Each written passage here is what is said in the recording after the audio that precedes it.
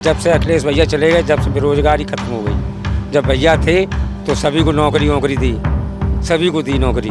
कोई ऐसा नहीं हुआ जिसको नौकरी नहीं मिली हो। अपने मंत्रियों को मोटा करने के लिए कार्यवाही बना रहे हैं। मोदी जी बहुत करप्ट नेता हैं। मोदी जी का जो जुमला है, अभी ये 15 लाख का जुमला दिए थे, अभी बता रहे हैं करप्ट जो नेता हैं उनसे पैसा लेके आम जनता के बीच में पहुंचाया जाएगा पैसा। ये सब कुछ नहीं होने वाला है, सिर्फ चुनावी जुमला है। ये जनता को चूतिया बनाया जा रहा है। केजरीवाल जी एक अच्छे नेता है, राजनेता है, मुख्यमंत्री हैं, उनको झुका नहीं पाएंगे ये लोग। बाकी वो सरकार जेल में रहकर भी चला लेंगे और उनके जैसा नेता कोई है नहीं।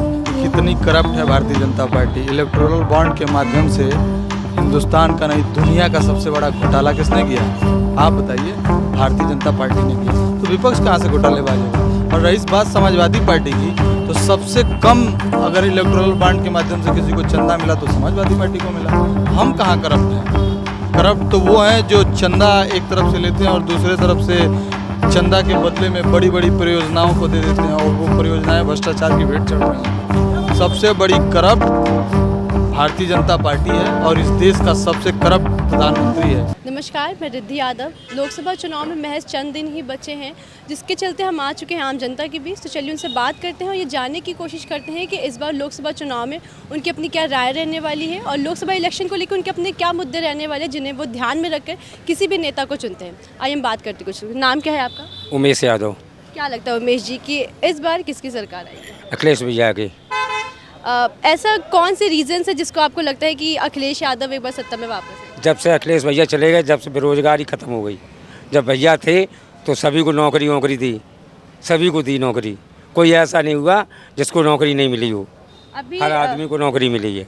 अभी मोदी जी ने एक नया ऐलान किया है कि ईडी से जो करप्ट जितने भी मंत्री हैं उनसे ईडी की जांच करवा के जो भी पैसा आएगा वो आम जनता के बीच में बांटेंगे। तो क्या लगता है ये सारे उनके जो भी फैसले ये भारी पड़ेंगे? ये सब गलत है, झूठे वादे हैं इनके। मोदी जी के सारे झूठे वादे हैं, कभी पूरी बात नहीं करते हैं। सारी योजना सब झूठी हैं।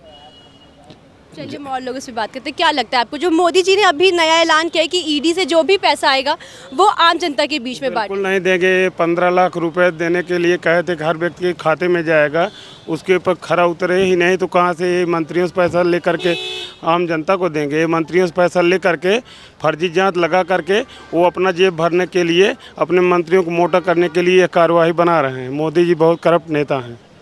अब अखिलेश यादव की बात करते हैं, प्रदेश की बात करते हैं, तो क्या लगता है कि कितनी सीटों पे वो बाजी मार रहे हैं? अखिलेश भैया इस समय 300 सीट निकालेंगे यहाँ से लोकसभा। उनकी 80 सीटें हैं प्रदेश में, तो 80 में पूरे देश की बात कर रहे हैं, क्योंकि गठबंधन है ना, गठबंधन के लिए कह रहे हैं। और यहाँ यूपी से नहीं, यूपी से तो 36 सीट निकालेंगे, 36। यूपी में और भी योगी जी ने भी और सारे काम किए, तो क्या लगता है वो सारी चीज़ों को लेके अखिलेश यादव पे वो चीज़ें भारी पड़ने वाली? योगी जी का कोई काम नहीं है, सब माननीय भैया जी का काम है। योगी जी सिर्फ उस पर फीता काट रहे हैं और वो अपना नाम बता रहे हैं। और जितने भी योजनाएं हैं, अस्थायी रूप से जितनी भी योजना है वो सब अखिलेश भैया की योजना है। योगी जी कुछ। आपको क्या लगता है कि देश के प्रधानमंत्री जी जो नए नए वादे कर रहे हैं इलेक्शन के आने के टाइम पे, ये सारी चीज़ें अखिलेश यादव या गठबंधन पे भारी पड़ने वाली है? कुछ गठबंधन पे कुछ भारी नहीं पड़ने वाला है, क्योंकि जो ये मोदी जी का जो जुमला है, अभी ये 15 लाख का जुमला दिए थे, अभी बता रहे हैं करप्ट जो नेता हैं उनसे पैसा लेके आम जनता के बीच में पहुंचाया जाएगा पैसा। ये सब कुछ नहीं होने वाला है, सिर्फ चुनावी जुमला है। ये जनता को चूतिया बनाया जा रहा है, हम आपको बहलाया जा रहा है, फुसलाया जा रहा है, कुछ होने वाला नहीं है। और माननीय अखिलेश यादव जी, इंडिया गठबंधन चुनाव जीतेगा बस। इंडिया गठबंधन में केजरीवाल भी शामिल हैं और उनको इस समय ईडी के आबकारी नीति के चक्कर में ईडी की जांच बैठी हुई है। तो क्या लगता है इन सभी चीज़ों को लेके कितना असर पड़ेगा इंडिया गठबंधन? देखिए, किसी को ईडी या फिर सीबीआई किसी के माध्यम से डरा कर उसको झुकाना चाहते हैं तो झुकेगा नहीं।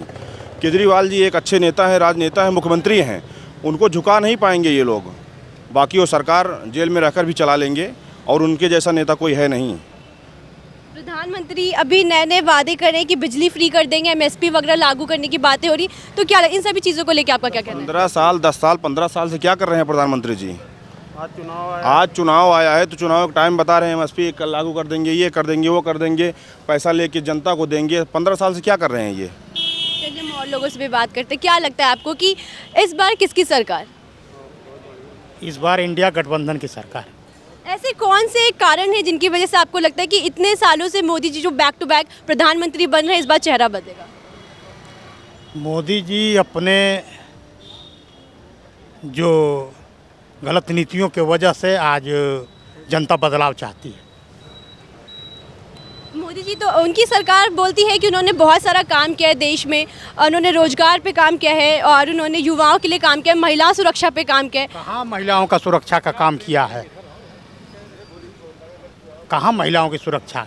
मणिपुर में आज तक गए नहीं, क्या हुआ महिलाओं के साथ? हाथरस का आप जानती ही हैं, कानपुर की जानती ही हैं, तमाम सारे घटनाएं हुए, कहाँ हुआ?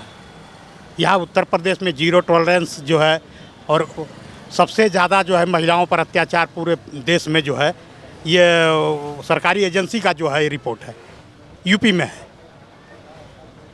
बेरोजगारी चरम सीमा पर है। चलिए, जो हम कहते लोग थे इसमें 2000 करोड़ नौकरी देंगे प्रतिवर्ष, कहाँ दिए? तो क्या लगता है कि अगर सत्ता परिवर्तन होता है तो नौकरियां मिलेंगी, रोजगार होगा, किन चीज़ों पे काम होगा? काम होगा इसी पर, रोजगार मिलेगा, किसानों का काम होगा। चलिए, यहाँ पे हमारे साथ कुछ युवा वर्ग के लोग भी मौजूद हैं, तो हम उनसे बात करते हैं और उनसे जानते हैं कि क्या लगता है कि आप एक युवा वर्ग के लोग हैं, तो क्या लगता है कि किसकी सरकार आएगी इस बार? सरकार इंडिया गठबंधन की आएगी। आप एक युवा है तो रोजगार की बात करें तो युवाओं के लिए प्रेजेंट सरकार ने कितना काम किया है? युवाओं के लिए मेरी उम्र 25 साल हो गई है। 18 से उम्र की भर्ती शुरू हो जाती है। 25 साल में अब तक तो कोई मुझे अपने उसमें दिखाई नहीं दिया। तो क्या लगता है अगर परिवर्तन होगा तो उम्मीद है आपको? परिवर्तन होगा और उम्मीद भी है, पूरी उम्मीद है। प्रदेश में बात करें तो 80 सीटें हैं गठबंधन के पास, जिसमें क्या बोलते हैं 63 सपा के पास है, बाकी की कांग्रेस को मिली हुई। तो कितनी चांसेस हैं कि कितनी सीटों पे बहुमत आएगा? ये जो 63 आप बता रहे हैं सपा के खाते में आई हैं, इसमें से 60 प्लस आएगी। 60 प्लस आएगी। और कांग्रेस के साथ मेल जोल करना भारी पड़ सकता है या फायदेमंद रहेगा? इस पे बात कर लेते हैं। नहीं, ये तो हर राजनीति का एक पहलू है। आप मेरी मदद ले रहे हो, मैं उसकी मदद ले रहा हूँ। पहले भी एक बार इन्होंने मदद ली थी अखिलेश यादव ने राहुल गांधी की, तो उस टाइम पे तो बहुत विधानसभा में आपने इलेक्शन का रिजल्ट तो देखा ही था। तो क्या लगता है दोबारा से एक साथ होना कैसा साबित होगा? इंसान को एक बार के में सफलता नहीं मिलती। एक सीढ़ी चढ़ता है, 2 सीढ़ी चलता है, आखिरी में कभी ना कभी तो सफलता उसको ज़रूर मिलती है। ये नहीं है कि एक बार के में मैं एक सीढ़ी चढ़ा और ऊपर पहुँच गया। क्या लगता है आपको कि विपक्ष अक्सर आरोप लगाता रहता है कि जो भी पक्ष अक्सर आरोप लगाता रहता है कि सपा बहुत करप्ट पार्टी है या ये सिर्फ अपने को सोचती है, तो इन सभी चीज़ों को लेकर आपका क्या कहना है? उस आरोप पे तो आपको जवाब देना चाहिए। अभी आपके तमाम चैनलों ने दिखाया कि कितनी करप्ट है Bharatiya Janata party. Electoral bond के माध्यम से हिंदुस्तान का नहीं दुनिया का सबसे बड़ा घोटाला किसने किया? आप बताइए।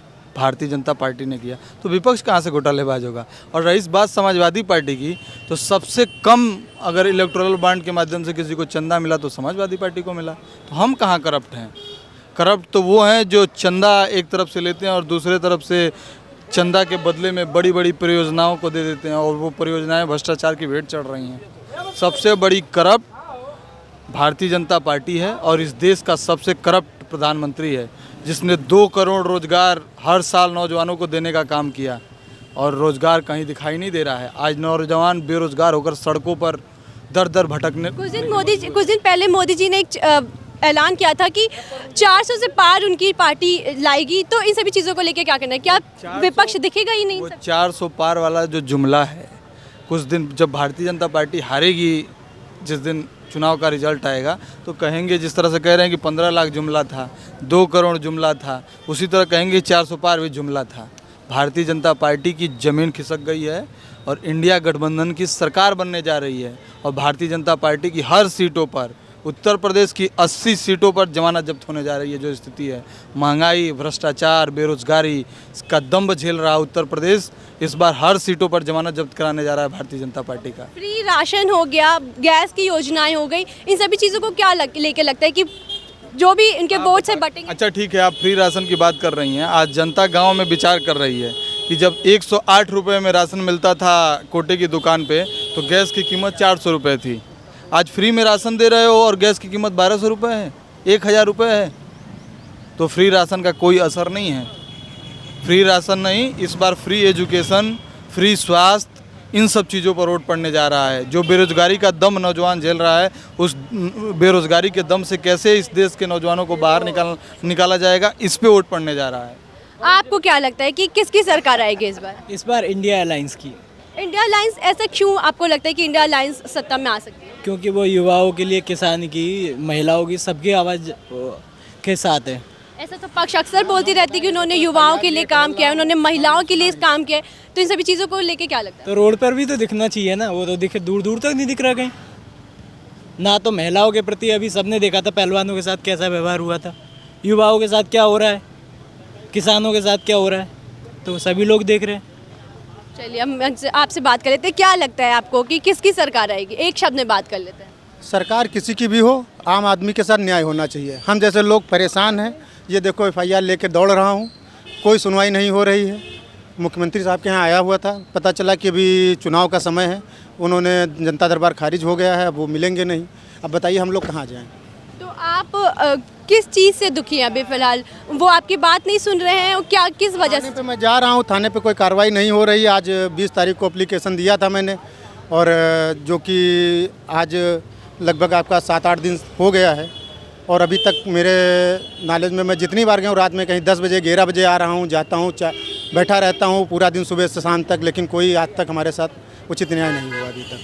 चलिए हम और लोगों से भी यहाँ पे हमारे साथ मौजूद हैं, उनसे बात करते हैं और जानने की कोशिश करते हैं कि उनकी अपनी राय क्या लगता है। आप एक तजुर्बे वाले इंसान हैं, आपने कई नेताओं को आते जाते सत्ता में देखा होगा, तो इस बार कैसा माहौल नज़र आ रहा है आपको? माहौल सरकार के प्रति बहुत विरोध है, हर क्षेत्र में, चाहे युवाओं में, चाहे हमारी माँ बहनों में, महिलाओं में, चाहे किसानों में, हर क्षेत्र में इनके खिलाफ गुस्सा है। अब गुस्से को विरोधी दल कितना भजा लेता है, कैश कर लेता है, क्योंकि संसाधन तो उनके पास है। और आप तो मान लो कि ये सड़क वाली मीडिया हो, गोदी मीडिया के देख ही रही, बड़े बड़े खबर कहीं नहीं पहुंच रहे हैं आम जनता तक, जितना आपके सोशल मीडिया जितना बढ़िया आज काम कर रही है। सोशल मीडिया के ज़माना आज कह लीजिए है, तो सरकार के खिलाफ तो गुस्सा है और सरकार को जाना भी चाहिए। देश में 80 में कितनी सीटें आपको लगती हैं कि बीजेपी मार पाएगी, या और इंडिया अलायंस की तरफ कितनी आएंगी? उनका घटना तो निश्चित है, बट मोदी जी तो बोल रहे हैं वो 400 पार कर देंगे सीधे से सीधे। वो तो 400 पर लड़ेंगे कि नहीं लड़ेंगे अभी ये तो तय कर लेंगे। तो 400 पार कहाँ से होंगे? और उन्होंने बोला भारत में 135 सीटें हैं, 135 या 30 सीटें हैं, वहाँ तो उनको एक सीट नहीं मिलनी है। सोचो फिर कहाँ से वो हो जाएगा 400। और पूर्वांचल की हालत, आज मणिपुर गए नहीं। हाँ, संदेश खाली का तो बड़ा बयान किया है, लेकिन मणिपुर के बहनों को देखने और वहाँ के दुख दर्द समझने आज तक गए नहीं, चुप्पी फांस। महिला बहनों के साथ क्या हुआ ये आप भी तो जानती हैं। आप ही बताओ ना कि आप मोदी जी के साथ हो, जो बहनें हैं, जो पढ़ी लिखी हैं, गांव के लिए मैं नहीं, जो 5 किलो राशन पर बिक जाने वाले की बात नहीं करता हूँ, आप जैसी जो समझदार है, क्या आप हो क्या मोदी जी के साथ? मैं तो नहीं समझता कि आप हो। चलिए यहाँ पे हमारे साथ और भी मौजूद लोग हैं। क्या लगता है आपको कि इस बार किसकी सरकार आ सकती है सत्ता में? इंडिया गठबंधन की सरकार आएगी, अपूर्ण बहुमत से आएगी। प्रदेश में बात करते हैं तो अखिलेश यादव को कितने प्रतिशत वोट मिल सकते हैं, और बाकी अलायंस की बात, बाकी जो भी बीजेपी है उसको कितने मिलेंगे? जो हमारा पिछला रिकॉर्ड था उससे 3-4% बढ़ेगा ही, घटना नहीं है। अखिलेश यादव जी एक ऐसे युवा नेता है जो कि युवा और पढ़े लिखे के दिल में बसते हैं, और दिल से लोग चाहते हैं उनको, ठीक है। तो इस बार इंडिया गठबंधन की पूर्ण बहुमत से सरकार बनेगी, इसको कोई रोकने वाला है नहीं। पर बीजेपी लगातार भ्रष्टाचार के आरोप लगा रही है इंडिया गठबंधन के नेताओं पर, और भी बाकी वो बोलती है कि वो एक जातिवाद को लेकर चलती है ये पार्टियां, अब परिवारवाद को लेकर चलती है, तो इन सभी चीज़ों को लेकर क्या? अच्छा, एक चीज़ हमको ये बताइए आप, ये क्या बताया आपने अभी, गठबंधन, अरे परिवारवाद, आप इनकी पार्टी में देखिए, क्या इनके परिवार में परिवारवाद टिकट नहीं हो रहा? पिताजी को मिल रहा है तो बेटे को मिल रहा, माँ को मिल रहा है तो पुत्र को मिल रहा, तो इनके में नहीं चलता है, खाली समाजवादी में ही चलता है। इन अपने अंदर भी तो झाँक के देखें कि हम दे रहे हैं कि नहीं दे रहे हैं। हम आपके ऊपर उंगली उठा दें, अपने अंदर ना झाँके, ये कहाँ का नियम है? ऐसा नहीं होता है। और भ्रष्टाचारी की बात आप बता रहे हैं, ये वॉशिंग मशीन की कंपनी है, ठीक है, जो इसके अंदर धुला वो साफ़ सुथरा हो गया, जो नहीं धुला वो भ्रष्टाचारी हो गया। चलिए, आपको क्या लगता है कि गठबंधन का एक अखिलेश यादव के साथ साथ एक केजरीवाल भी मुख्य चेहरा देखे जा रहे थे बाकी के शहरों में, बाकी के प्रदेश में। तो क्या लगता है कि उनके ऊपर कार्यवाही करके उन्हें जेल में डाल के कैसा प्रभाव पड़ने वाला है? कोई प्रभाव नहीं पड़ेगा। भारतीय जनता पार्टी झूठे जुमलों की सरकार है। केजरीवाल जी के साथ न्याय होगा, जनता न्याय करेगी। भारतीय जनता पार्टी झूठों की सरकार है। आज आपके चैनल के माध्यम से मैं अवगत कराना चाहता हूं कि जब भारतीय जनता पार्टी के पीएम नरेंद्र मोदी जब मंच पे चढ़ते थे 2014 में, तो मंच के माध्यम से बड़े बड़े भाषण दिया करते थे। उस समय गैस सिलेंडर 400 हुआ करता था। उस समय मंच के माध्यम से मोदी जी कहते थे कि बच्चा रात रात तक रोता है और माँ आंसू पी के सो जाती है, लेकिन इस देश के नेताओं को कोई चिंता नहीं है। आज मैं उस मोदी जी से पूछना चाहता हूँ कि आज देश की स्थिति क्या है, आज गैस सिलेंडर कितने मिल रहा है। और स्मृति ईरानी है, स्मृति ईरानी जब गैस सिलेंडर 400 रुपया हुआ करता था तो अपने सिर पर लेकर धरना प्रदर्शन में बैठ जाती थी। आज गैस सिलेंडर का दाम 900 से 1000 रुपया हो गया। आज भारतीय जनता पार्टी का कोई भी नेता चुप्पी साधा हुआ है, कोई बोला नहीं है। अभी रिसेंट में मोदी जी ने एक ऐलान किया है कि जो भी ईडी से करप्ट पैसा बाहर रहेगा वो आम जनता के अकाउंट्स में जाएगा। तो उन सभी चीज़ों को लेकर आपका कहना है?